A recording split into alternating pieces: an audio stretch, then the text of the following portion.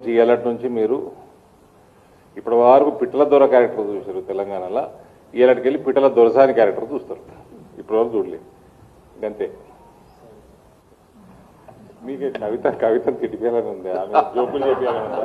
చెప్పండి. నేనైతే ఫస్ట్ నుంచి ఆమె గురించి ఎక్కువ మాట్లాడా. మీ అందరికి జోకులు చెప్పాలని ఉన్నట్టుంది కదా. మీరే ఏమని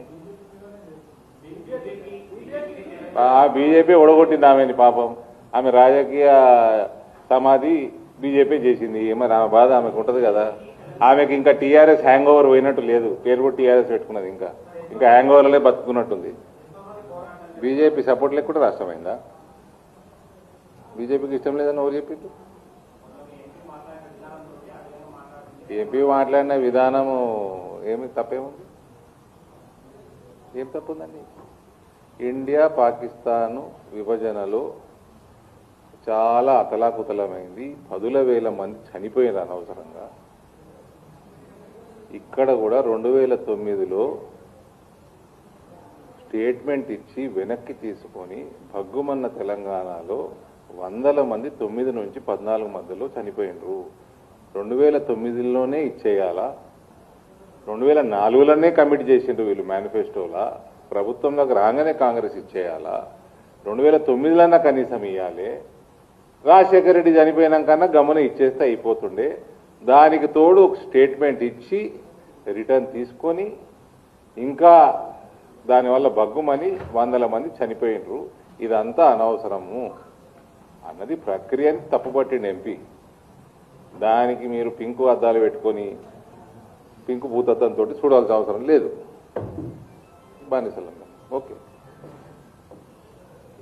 లిక్కర్కి బానిసలం కాదు, అలా అయ్యే లెక్క ఆమె లెక్క.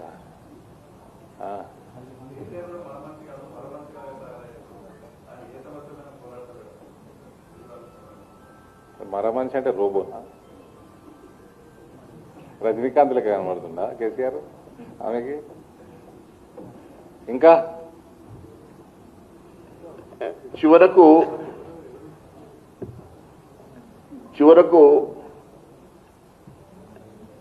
ఏ ఉపనదైనా సముద్రంలో కలవాల్సిందే. ఇవన్నీ కూడా మళ్ళీ ఒక రోజు ఇవన్నీ కూడా మళ్ళీ స్ట్రీమ్ చేసుకొని సముద్రంలో కలవడానికి మాత్రమే తయారవుతున్నాయి. ఇవన్నీ కూడా కలవకుండా కుటుంబంలో అధికారం కోసం ముదిరినటువంటి ఒక భాగం ఇదంతా కూడా. దీని గురించి మాట్లాడాల్సిన అవసరం లేదు. అంతా కూడా కన్ఫ్యూజ్ చేయడానికి అందరు కలిసి తలా ఒక పార్టీ పెట్టుకొని ఇదంతా కన్ఫ్యూజ్ చేసే పాలిటిక్స్ చేస్తూ ఉన్నారు. ఎవరు వదిలిన బాణమో అందరికీ తెలుసు. అది మొత్తం కూడా ఇదంతా కూడా కన్ఫ్యూజ్ పాలిటిక్స్ చేస్తూ ఉన్నారు. దీని గురించి మనం మాట్లాడాల్సిన అవసరం లేదు. అసలు బాణమేనా అంటే ఎవరు?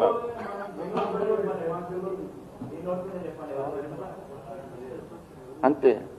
ఇప్పుడే మా